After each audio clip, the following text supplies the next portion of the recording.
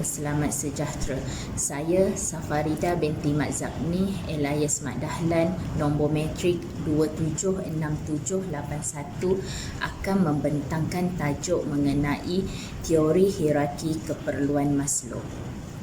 Teori hierarki keperluan Maslow telah dikemukakan oleh Abraham Maslow, seorang ahli psikologi kemanusiaan pada tahun 1943 melalui bukunya A Theory of Human Motivation di dalam kajian psikologi.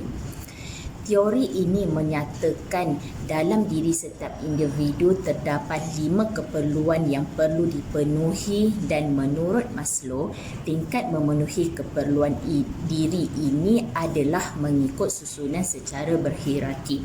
Ini bermakna seseorang itu tidak mungkin dapat memenuhi keperluan di tingkat atas terlebih dahulu tanpa memenuhi tingkat keperluan di bawah. Teori hierarki keperluan Maslow ini masih lagi diguna pakai secara meluas dalam pengurusan organisasi moden masa kini.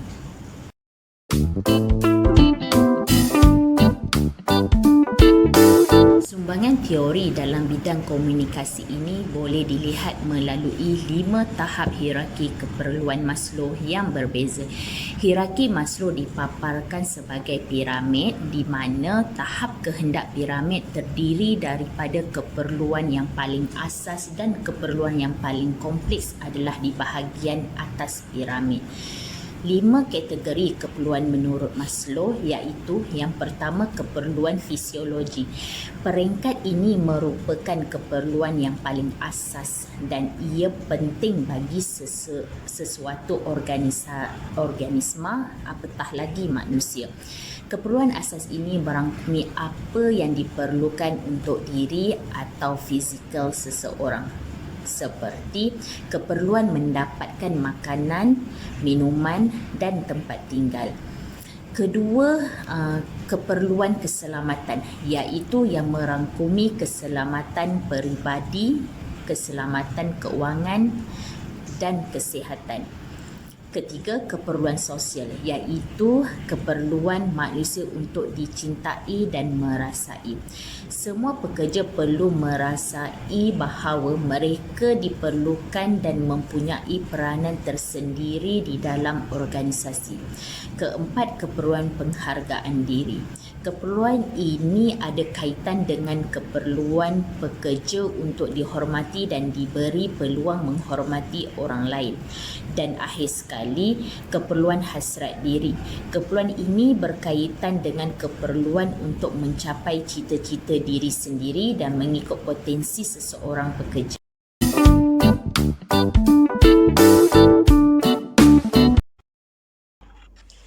Terdapat beberapa kerelevan teori hierarki keperluan Maslow dalam bidang komunikasi. Antaranya, yang pertama, teori ini menyediakan peluang untuk memenuhi keperluan seseorang pekerja itu boleh menjadi sumber motivasi yang tinggi. Yang kedua, teori ini diguna pakai dalam dunia akademik dan pengamal pengurusan organisasi moden untuk meningkatkan prestasi organisasi. Yang ketiga, dengan teori ini dapat mewujudkan komunikasi yang baik antara pekerja dan pihak atasan. Yang keempat, dapat memberi tahap kepuasan yang tinggi kepada pekerja apabila mendapat gaji yang setimpal dengan tugas yang dilakukan. Yang kelima, teori ini berbentuk perkembangan ontologikal manusia kerana setiap individu perlu melalui semua peringkat bermula dari kecil hingga dewasa. Dan yang akhir sekali, pendekatan hubungan manusia yang ditekankan dalam teori ini sangat relevan dalam realiti kehidupan masa kini.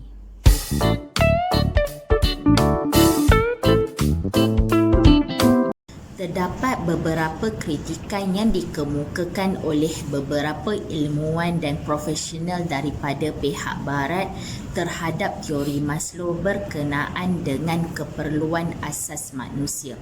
Antaranya Koning menyatakan teori Maslow masih lagi diperdebatkan, tidak dapat diuji dan mempunyai kelemahan aspek validasi walaupun untuk kajian dalam bidang psikologi. Pendapat Koning ini disokong melalui penyelidikan empirikal oleh Erikson, iaitu penyelidikan yang pada asalnya dibuat untuk menyokong teori Maslow. Akhirnya mendapati keputusan yang diperolehi adalah bercanggah sama sekali, menyebabkan kesahan teori Maslow ini dipersoalkan. Dalam penyelidikan Erikson, beliau mendapati tahap peningkatan dalam kehidupan manusia adalah disebabkan oleh kebolehan mereka dalam mengendalikan pelbagai masalah dan krisis dalam kehidupan yang nyata, dan ia berbeza-beza antara seseorang individu dengan individu yang lain. Selain itu, penyelidikan empirikal yang dijalankan oleh Graves mendapati hasil yang hampir sama dengan kajian Erikson.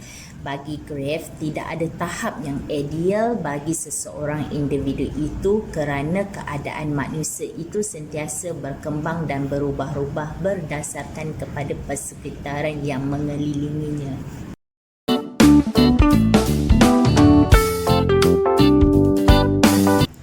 Keperluan asas bagi manusia merupakan satu keperluan yang perlu dipenuhi sebagai suatu fitrah penciptaan. Teori Maslow dalam hal ini mencadangkan keperluan fisiologi manusia perlu dipenuhi terlebih dahulu sebelum meningkat ke tahap yang seterusnya. Keperluan fisiologi manusia terhad kepada keperluan biologikal yang bersifat luaran dan tidak meletakkan kepentingan keperluan rohania. Kesimpulan dari metodologi Maslow melihat manusia sebagai insan yang baik serta mulia dan mempunyai dorongan untuk berkembang ke arah kesempurnaan kendiri. Pencapaian keperluan penghargaan kendiri akan membolehkan manusia rasa punyai harga diri, berkebolehan, berguna dan boleh berjasa kepada masyarakat.